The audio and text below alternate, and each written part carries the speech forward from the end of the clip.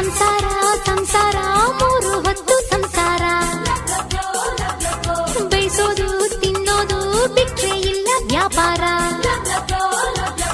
ಮದುವೆಯಾದ ಮೇಲೆ ಬಾಳು ದಂಡಾನೆ ಮಡದಿಯಾದ ಮೇಲೆ ಎಲ್ಲ ಗಂಡಾನೆ ಪಟ್ಟಣದ ಹುಚ್ಚು ಹಳ್ಳಿ ಬಿಡಿಸಲ್ಲ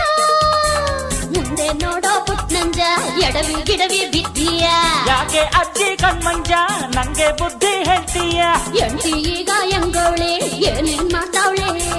ನಂದೇ ದಾರಿ ಕಾಯ್ತಾವಳೆ ಹಬ್ಬದ ಅಡ್ಗೆ ಮಾಡ್ತಾವಳೆ